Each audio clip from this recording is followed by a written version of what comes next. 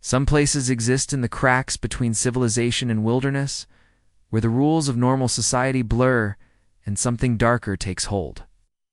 Route 47 was one of those places, and the gas station at mile marker 89 well. That was where people went missing. The fluorescent lights buzzed overhead like dying wasps as Marcus pulled his rust-eaten Civic into the parking lot. The fuel gauge had been screaming at him for the last 20 miles. The needle buried so far past empty it might as well have been a death sentence.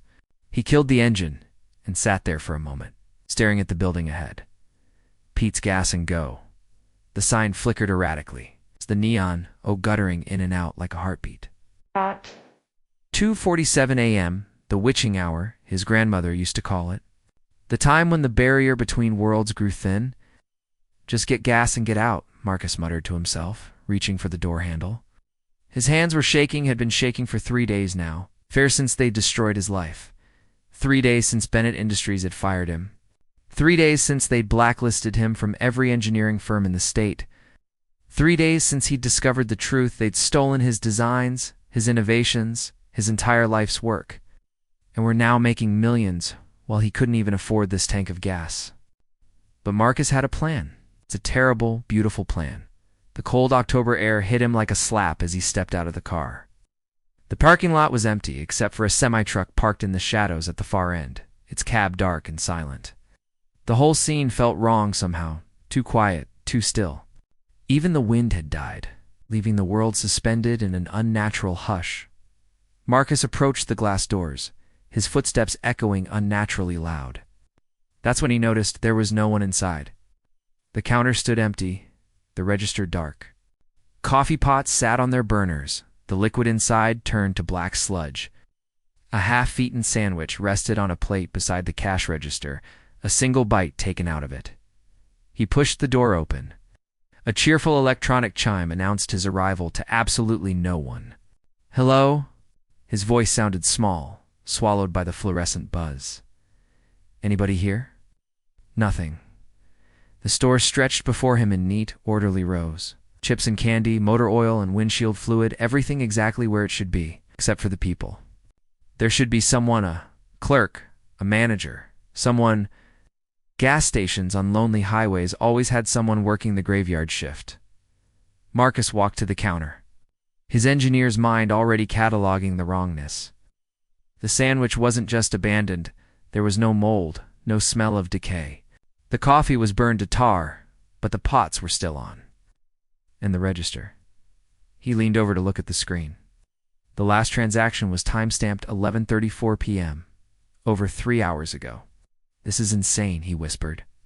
A sound from the back made him freeze. Footsteps. Slow, deliberate footsteps coming from the hallway that led to the storage room and employee areas. Finally, Marcus thought, relief flooding through him. "Hey, I need to pay for gas." The footsteps stopped. Silence crashed back down, heavier than before. Marcus's pulse quickened. Something in his hindbrain, that ancient part that still remembered being prey, screamed at him to run. "Hello?" He called again, his voice cracking slightly. The footsteps resumed, but they sounded different now. Heavier, dragging, and there was something else beneath them, wet. Sliding sound that made his stomach turn. Marcus backed away from the counter. "You know what? I'll come back later, Marcus." His blood turned to ice. The voice came. From everywhere and nowhere, a whisper that seemed to bypass his ears and speak directly into his skull. It knew his name. How did it know his name? "We've been waiting for you." "No." Marcus stumbled backward, knocking into a display of beef jerky. Bags scattered across the floor. "No, this isn't real. This isn't happening." The hallway erupted with movement. Not one person emerged, but 4 figures shambled into view. They wore gas station uniforms, name tags pinned to their chests. But their skin was wrong, gray mottled. Their eyes were empty black pits that seemed to absorb the light, rather than reflect it. The one in front had a name tag that read Dave. When it spoke, its jaw unhinged further than any human jaw should, revealing row upon row of needle teeth. Marcus Bennett, engineer, betrayed, destroyed, We know what they did to you. Marcus's back hit the glass door. His hand fumbled for the handle behind him. Stay away from me. We can help you. Another figure whispered. This one's tag reads Susan, her head tilted at an impossible angle, neck bones cracking audibly. We know about revenge. We know what you want. How Marcus's voice came out as a squeak. He cleared his throat, tried again. How do you know anything about me? Dave's black pit eyes seemed to focus on him, though there was nothing to focus with. This place exists between the living world and what comes after. Between justice and vengeance. Between what is and what should be. The figures moved closer, their movements jerky and wrong, like marionettes controlled by a drunk puppeteer. Marcus yanked the door open and stumbled outside, gasping for air he hadn't realized he'd been holding. The parking lot had changed. Fog rolled across the pavement now, thick and cloying, smelling of gasoline and decay. The semi-truck was gone. In its place sat a dozen vehicles, cars from different decades, different eras, all arranged in a perfect semicircle facing the building. And in each car, he could see shadows, people-shaped shadows that sat perfectly still, watching. Oh God, Marcus whispered. Oh God, oh God, oh God, don't run. The voice came from right behind him. Marcus spun to find all four figures standing. In the doorway, silhouetted against the sickly fluorescent light, they hadn't followed him, they'd simply appeared. We don't want to hurt you, Marcus. We want to help you. No. We want to give you what you deserve. I don't understand any of this. Marcus's voice was shaking as badly as his hands now. What are you? What is this place? Susan stepped forward. Her movements were smoother now, almost human, almost. This station has stood here for 63 years, built on bad ground. Ground where something terrible happened. Ground that remembers pain and anger and the bitter taste of injustice. Over the years, Dave continued, his voice a susurrus of whispers. The wronged have found their way here, the betrayed, destroyed, the ones seeking what the world denied them. Marcus's engineering mind struggled to process this, to find the logic, the rational explanation. There had to be one. There was always a rational explanation. We were like you once, a third figure said Tom, according to his name tag. Wronged, betrayed, consumed by the need for justice that would never come through normal means. So we made a deal, Susan whispered. With this place, with what dwells here, we've got our revenge, Marcus. We've got to watch those who hurt us suffer, and in exchange, you became this. Marcus gestured at them with a trembling hand. You became whatever you are now. You became servants, Dave said simply. Guides, facilitators. We help others like us, like you, find what they're looking for. I'm not looking for anything except gas, but even as Marcus said it, he knew it was a lie. He'd been looking for revenge since the moment Bennett Industries had destroyed him. Since they'd stolen everything and left him with nothing, the creatures that had once been human exchanged glances, at least. Marcus thought they did. It was hard to tell with those empty, lightless eyes. Liar, Tom hissed. We can smell it on you. Taste it in the air around you. You want them to pay. You want them to suffer. You want them to know what they've done. Marcus said nothing. His silence was answer enough. Dave moved closer, his movements becoming more fluid, more natural with each step.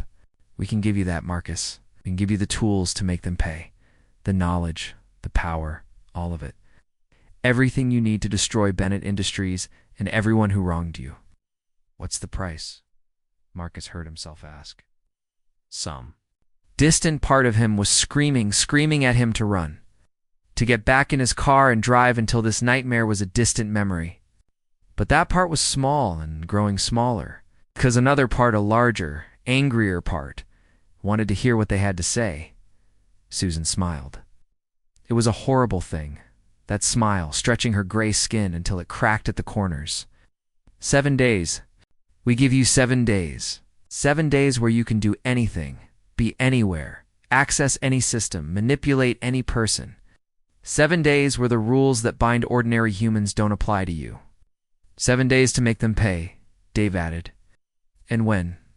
It's done when they've lost everything as you did, when they've tasted the same despair and helplessness. You come back here. You take your place. You become like us. A servant, Marcus said flatly.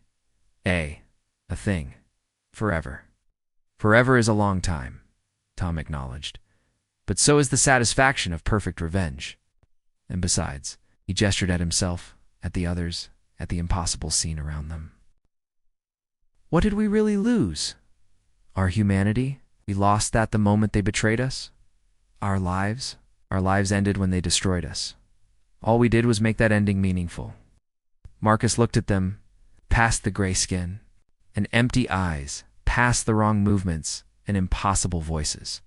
And he saw what they'd been, saw their pain, their anger, their desperate need for justice in an unjust world. He saw himself. "Show me," Marcus whispered. "Show me what I can do." The creatures smiled in unison. Dave extended one twisted hand, palm up. In his palm, a small flickering flame appeared, not orange or red, but a deep midnight blue that seemed to draw in light rather than emit it. "Touch it," Dave commanded. "Touch it and see." Marcus reached out. His hand was steady now, the trembling gone. At the last moment, he hesitated. "If I do this, if I touch it and agree, there's no going back." "No going back," Susan confirmed. 7 days from the moment you touch the flame, 7 days to do what you will. And then I come back here and become like you." Marcus took a deep breath. Forever. Forever. They see HORRIFYING. Marcus thought about Bennett Industries. About Richard Bennett, the CEO who'd smiled while shaking his hand and smiled while destroying his life. About Linda Crawford, the CFO who'd signed off on stealing his patents. About the entire board of directors who'd voted to blacklist him, to make sure he'd never work again. He thought about his empty apartment, his mounting debts, his destroyed reputation. He thought about the future that had been stolen from him, the career, the family. The life he'd planned? He thought about revenge. Marcus's hand closed around the blue. Flame, the world exploded. Pain, exquisite. Horrible pain that started in his palm and raced up his arm like liquid fire. Marcus tried to scream but found his voice frozen in his throat as the blue flame spread across his skin, sinking into his flesh, into his bones, into the very essence of who and what he was. Images flooded his mind, not his own memories, but theirs. Dave, betrayed by a business partner who'd left him penniless. Susan, destroyed by a corporation that had knowingly sold faulty products and blamed her when people died. Tom, framed for embezzlement by the very people who'd committed the crime. All wronged. All destroyed. All seeking revenge in this impossible place between worlds, and then the pain stopped. Marcus stood in the parking lot, gasping for air, his whole body thrumming with energy he'd never felt before. He looked at his hands, still flesh and blood, but somehow more. He could see the molecules dancing, could feel the electromagnetic fields that surrounded all things, could sense the quantum probabilities that underpinned reality itself. What? His voice came out strange, echoing with harmonics that shouldn't exist. "What did you do to me?" "We gave you access," Dave said. He and the others stood in a circle around Marcus now, their empty eyes fixed on him. "For 7 days, you exist partially in our realm. You can manipulate technology as easily as breathing. You can cloud minds, alter perceptions. You can be invisible when you wish, impossible to track. The tools of the modern world bend to your will." Marcus closed his eyes and reached out with his new senses. He could feel his phone in his pocket, feel not just the device, but the billions of electrical impulses that made it function. Beyond that, he sensed the cell tower 2 miles away. And beyond that, the vast interconnected web of the digital world stretching out in all directions. With a thought, he connected to it. Information flooded his consciousness. Bank accounts, security systems, personnel files, all of it, open to him, transparent as glass. He found Bennett Industries' network in seconds, diving into their systems like a ghost, invisible and unstoppable. And there, in the executive files, he found the evidence. Every stolen design, every falsified document, every illegal act they'd committed, not just against him, but against dozens of others. Bennett Industries was built on theft and betrayal. Marcus opened his eyes. A slow smile spread across his face. "You see now?" Susan whispered. "You see what's possible?" "See everything," Marcus replied.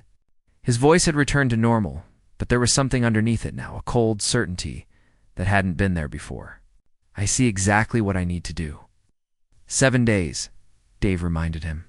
"Starting now." "The clock is ticking, Marcus Bennett. Make them pay. Make them all pay." Marcus looked at the 4 creatures one more time. A week ago, the sight would have filled him with horror. Now, he understood. Now, he saw them for what they really were. Victims who'd found a way to bite back. "I'll see you in 7 days, Marcus said. It wasn't a question. "We'll be waiting," they replied in unison. Marcus turned and walked back to his car. As he slid behind the wheel, he glanced at the fuel gauge. Full. Completely full, though he hadn't pumped a single drop. He started the engine and pulled out of the parking lot. In his rearview mirror, he watched as Pete's gas and go began to fade. The building becoming translucent, ghostly, before vanishing entirely into the fog. The road stretched ahead, dark and empty. But Marcus wasn't afraid of the dark anymore. He had 7 days to destroy everyone who'd destroyed him. And he was going to make every single moment count. Marcus spent the first night in a cheap motel on the outskirts of the city, testing his new abilities. He didn't sleep. Didn't need to, apparently. The blue flame had changed something fundamental in him, rewriting the rules of biology and consciousness. With a thought, he accessed the motel's Wi-Fi, then the broader internet, then the whole digital infrastructure of the city. It was like seeing through walls. No, like being in 1,000 places at once. Every camera, every computer, every smartphone was a window he could peer through. He found Richard Bennett first. The CEO was at home in his mansion for $1 million worth of luxury built on stolen innovations. Marcus watched through the security cameras as Bennett poured himself an expensive scotch. Laughing at something on his phone, Marcus reached out with his new senses and plucked the message from Bennett's phone. It was a text from Linda Crawford. Marcus Bennett tried calling again. Blocked number. Pathetic. How long before he figures out he's finished? Bennett's reply, "Who cares?" Guy was always too trusting. Made it easy. White-hot rage surged through Marcus, and every light in Bennett's mansion flickered. The CEO looked up, confused, as his phone screen cracked spontaneously. Marcus pulled back. No, not yet. Revenge wasn't about momentary satisfaction. It was about systematic destruction. He had 7 days to dismantle everything they'd built on his stolen work. He would do it properly. By dawn, Marcus had assembled a complete picture of Bennett Industries' criminal enterprise. They'd stolen from 17 different inventors over the past decade, using legal threats and blacklisting to silence anyone who fought back. The company was a house of cards built on theft and intimidation. Marcus smiled. Houses of cards were easy to topple. You just had to remove the right support. Marcus walked into Bennett Industries headquarters at 9 a.m. like a ghost. The new abilities made him nearly invisible. People's eyes slid past him. Security cameras glitched when he approached. Electronic locks opened at his mental touch. He made his way to Linda Crawford's office. The CFO was in a meeting, her office empty. Perfect. Marcus sat at her computer, didn't even need to touch the keyboard. His mind interfaced directly with the machine, bypassing passwords and security protocols like they didn't exist. In 30 seconds, he'd planted a beautiful little virus, custom designed and utterly untraceable. It would wait, dormant, until exactly the right moment. He did the same in Richard Bennett's office, and the head of legal, and the VP of product development. One by one, he infected their systems with digital time bombs. Each one calibrated to detonate at precisely the right moment to cause maximum chaos. But that was just the technical side. Marcus had learned something important from his transformation. Modern revenge required more than just hacking. It required theater. He found Jennifer Martinez in the legal department's break room. She'd been Bennett's paralegal when they'd blacklisted him, had personally drafted the letters that destroyed his reputation. She didn't see him approach. He clouded her perception until he was standing right next to her. "Jennifer?" he whispered. She jumped, spinning around. For a moment, her eyes struggled to focus on him, sliding away like oil on water. Then he allowed her to see him fully. "Marcus." Her face went white. "How did you security should have heard?" "I'm not here to hurt you," Marcus said softly. "I'm here to give you a chance. A chance to do the right thing." "I don't know what you're talking about." But her voice shook. She knew exactly what he was talking about. Marcus leaned closer. "You drafted the blacklist letters. You knew they were based on lies. You did it anyway because Bennett paid you well, and you didn't want to ask questions. That's not how I was just doing my job. I'm going to destroy this company. Jennifer. Completely, every lie, every theft, every crime, I'm going to expose all of it. And when I do, everyone complicit will go down with the ship." Marcus held her gaze. "Unless they get out first. Unless they help me." Jennifer's hands trembled around her coffee cup. "What do you want?" "I want you to gather evidence. Everything you can find about the stolen patents, the forged documents, the blackmail, everything you've helped them hide. And then I want you to resign, quietly, before this place burns down. They'll come after me." "Bennett doesn't forgive. Bennett won't be in a position to come after anyone," Marcus interrupted. "Not after I'm done. You have 48 hours, Jennifer. Help me, or become collateral damage. Your choice." He walked away, letting his presence fade from her perception again. Behind him, he heard her coffee cup shatter on the floor. Jennifer wasn't the only one Marcus visited. Over the next day, he approached 7 other employees' people who'd been complicit in Bennett's schemes, but who showed signs of having a conscience. Some refused. Those he marked for the coming storm, others agreed, fear and guilt warring on their faces. Those he gave specific instructions and deadlines, but the real work was happening in the digital realm. Marcus had become something unprecedented, a human being with direct neural access to the entire technological infrastructure of modern civilization. He could be in 1,000 places at once, processing information faster than any computer. Manipulating systems with thought alone, he began moving money. Small amounts at first, transferred between shell companies and offshore accounts, not stealing. Just rearranging, creating a paper trail that would lead investigators from Bennett Industries to a web of illegal financial transactions. He altered emails in their servers, changing dates and recipients to create evidence of insider trading, fraud, and criminal conspiracy. Every alteration was subtle, plausible, designed to look like something the executives had actually done because they had done these things. Marcus wasn't fabricating crimes. He was just making sure the evidence couldn't be hidden or destroyed. At 3 p.m. on the 3rd day, he sent an anonymous tip to the Securities and Exchange Commission. The message included specific file locations, account numbers, and transactions that would lead them straight to Bennett Industries, Arat. Then he sat back and waited for the dominoes to fall. The SEC investigation was announced at market open. Bennett Industries stock dropped 23% in the first hour of trading. Marcus watched from a coffee shop across the street, his enhanced senses monitoring every phone call, every email, every panicked conversation in the building. Richard Bennett was in crisis mode, screaming at lawyers and accountants. Linda Crawford was frantically trying to move money around, not realizing that every transfer she made was being logged and flagged. The board called an emergency meeting at noon. Marcus attended invisible, silent, standing in the corner of the conference room as they turned on each other. 7 hours of accusations and recriminations, each executive trying to blame the others for the mounting scandal. It was beautiful. At 6 p.m., 3 board members resigned. By 8 p.m., Bennett had fired Linda Crawford, making her the scapegoat. She left the building in tears, security guards escorting her to her car. Marcus followed her. Not physically. He didn't need to be physically present to reach her. He found her number, made her phone ring as she sat sobbing in her car. "Linda Crawford," she answered, voice raw. "This is Marcus Bennett," he said quietly. "Remember me?" The line went silent. "Then how did you? This is a new number, unlisted. I'm calling to give you the same choice I gave Jennifer Martinez. You can keep lying, keep trying to protect Richard and the others, or you can tell the truth. Cooperate with the investigation. Admit what you all did. I'll lose everything, she whispered.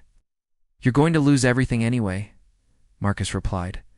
This way, you might keep your freedom and your conscience. He hung up before she could respond. That night, Linda Crawford's lawyer contacted the SEC to arrange a deal. She would testify against Bennett in exchange for reduced charges. The second domino fell. Marcus had been saving the best for last. All the evidence he'd gathered, all the crimes he'd uncovered, it needed to be seen. Not just by regulators, but by everyone. The victims who'd been silenced, the public who'd been deceived, the world that needed to know what Bennett Industries really was. He spent the 5th day creating a website. Not just any website, a monument to the truth. He called it the Bennett Files. Every stolen patent, every forged document, every threatening letter, photos of the inventors whose lives had been destroyed. Audio recordings of Bennett and his executives discussing their crimes. Financial records showing exactly how they'd built their empire on theft. All of it. Organized and presented with the precision of an engineer and the thoroughness of someone who'd lost everything. At midnight, he launched the site and sent links to every major news outlet, every tech blogger, every regulatory agency. Then he posted it on social media from 100 different accounts, each one impossible to trace. Within an hour, the Bennett Files was trending. Within 2 hours, news organizations were running stories. By dawn, it had gone viral. Marcus watched the sunrise from a park bench, monitoring the digital chaos with his enhanced senses. His phone, his old disconnected phone, rang. Impossible, but it rang anyway, he answered. Hello? Day 5, Dave's voice whispered from the speaker. 2 days left, Marcus. 2 days until you join us. I know. Having second thoughts? Marcus looked at his hands. They were still human-looking, but he could see the blue energy pulsing beneath his skin now. The transformation had already begun. No second thoughts. Good. Finish it. Make them pay completely. The line went dead. Marcus stood and walked back toward the city. 2 days left. Time to end this. Day 6. The collapsed Bennett Industries headquarters was surrounded by news vans when Marcus arrived. Federal agents were inside, serving warrants, seizing computers and files. Richard Bennett was in handcuffs. Being perp-walked past cameras while reporters shouted questions, Marcus stood in the crowd. Visible now, just another face in the gathering of onlookers. He watched Bennett's expression, the shock, the outrage. The growing realization that everything was truly lost. It wasn't enough. Marcus had learned something over these 6 days. Revenge wasn't just about destroying your enemies. It was about making them understand why they were being destroyed. It was about forcing them to confront what they'd done. He waited until Bennett was in the federal car and reached out with his abilities. The car's electronic systems were child's play to manipulate. He made every screen in the vehicle the dashboard display. The laptop the agents were using show a single message. Did you really think there would be no consequences? Did you think you could steal everything from people and they would just disappear? I was Marcus Bennett, engineer, innovator, human being. You tried to erase me. Instead, you created something that could erase you. This is justice, Richard. Finally, Marcus watched Bennett's face drain of color as he read the message. Watched him understand, finally, exactly who had destroyed him and why. Then Marcus turned and walked away. Day 7, the choice, the 7th day, dawned cold and clear. Marcus drove his Civic back toward Route 47, toward mile marker 89, toward Pete's Gas and Go. The gas station was exactly as he remembered, flickering neon sign. Empty parking lot, buildings suspended in that space between real and not real. The fog had returned, thick and cloying. Marcus parked and sat in his car, hands on the steering wheel. Bennett Industries was destroyed. Richard Bennett faced decades in prison.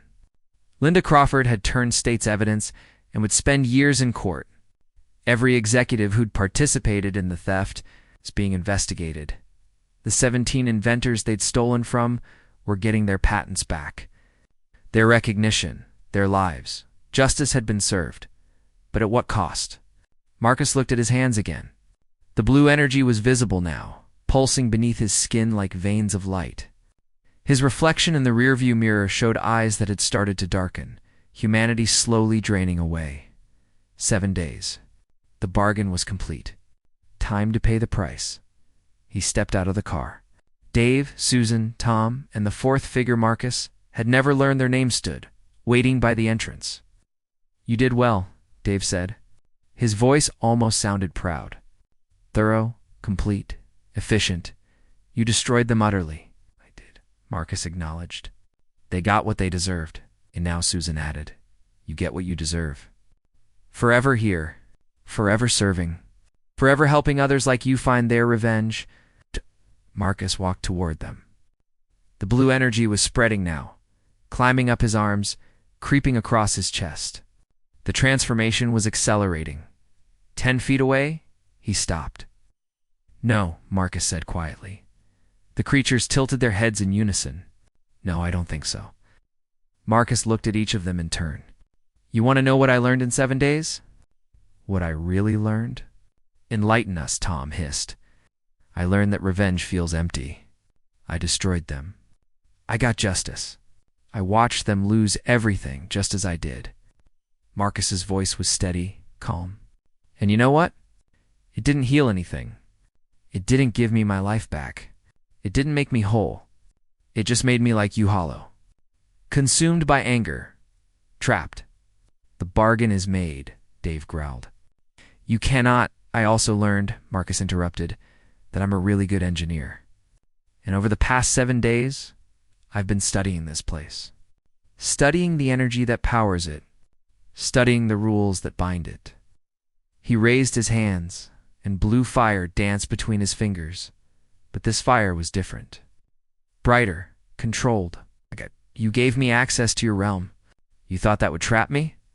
But you forgot something important." "What?" Susan's voice was uncertain now.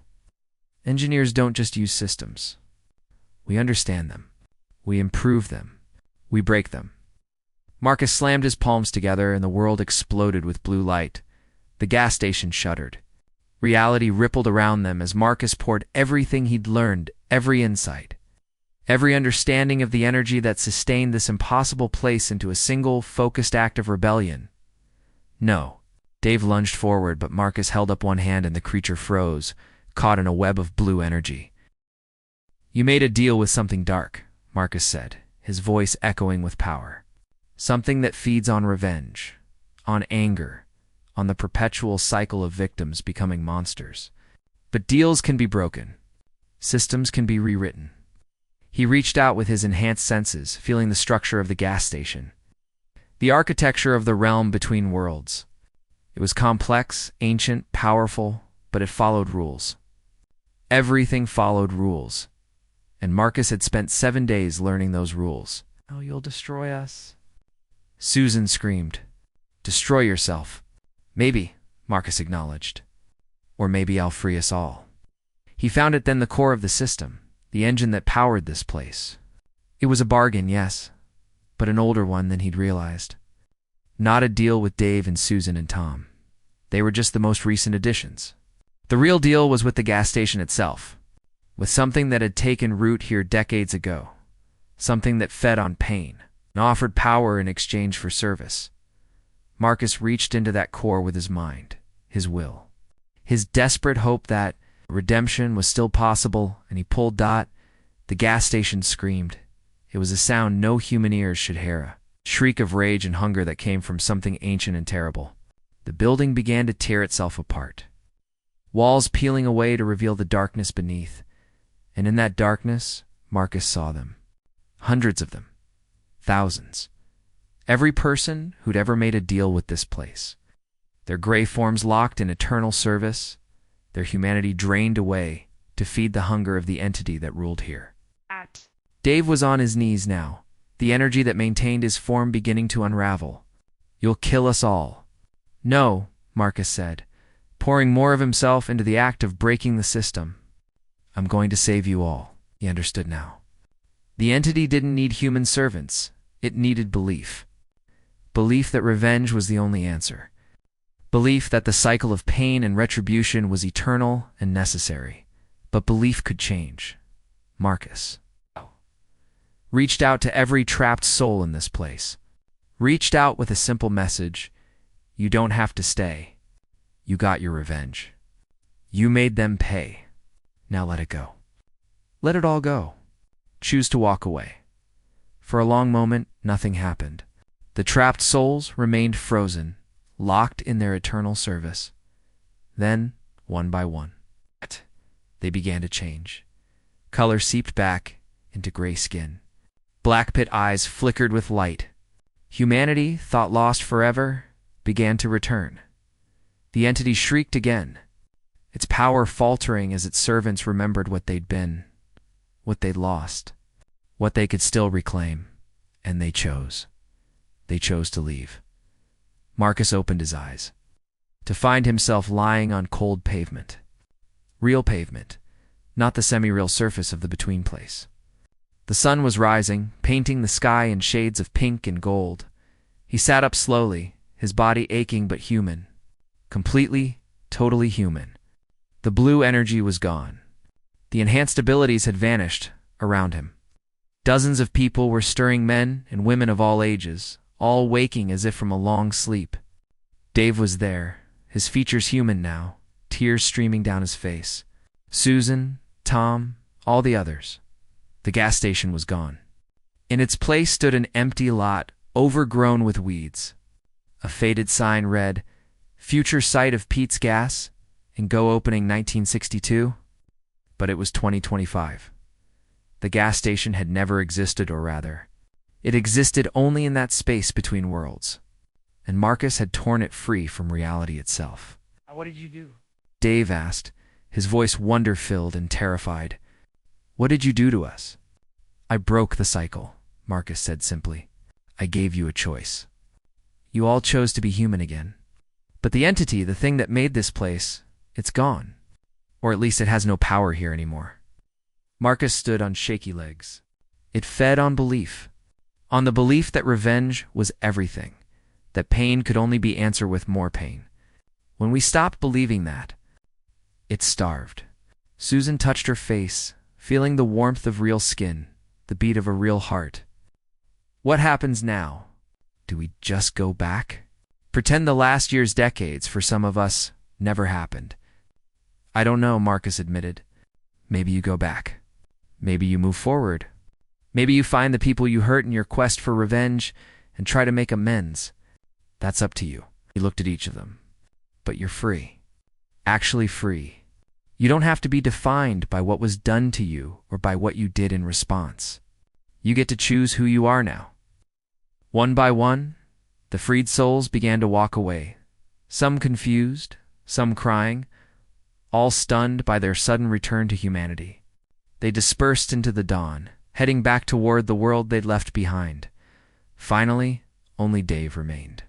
He looked at Marcus with eyes that were deeply, genuinely human. Thank you, he whispered. I don't deserve it, but thank you. None of us deserve it, Marcus replied. That's kind of the point. Dave nodded and walked away, leaving Marcus alone in the empty lot. Marcus pulled out his phone, his regular phone, with no supernatural connections or enhanced abilities. Just a phone. He had 17 missed calls from news. Organizations wanting to interview the anonymous source who'd exposed Bennett Industries. He had texts from Jennifer Martinez, thanking him for giving her the courage to do the right thing. And he had an email from the patent office, informing him that his stolen patents had been restored to him, along with restitution payments from Bennett Industries' seized assets, justice, but not revenge. Marcus deleted the voicemails from reporters. He didn't want to talk about what had happened, didn't want to be celebrated for his role in Bennett's downfall. That chapter of his life was closed. Instead, he opened his email and began composing a message to the 16 other inventors whose patents had been stolen. He had an idea a collaborative engineering firm, owned equally by all of them, where they could work together on innovations without fear of theft or betrayal. A company built on trust instead of revenge, as he typed. Marcus felt something he hadn't felt in months. Hope. Real, genuine hope for the future. The sun climbed higher, burning away the last of the morning mist. Marcus finished his email, hit send, and started walking toward the main road.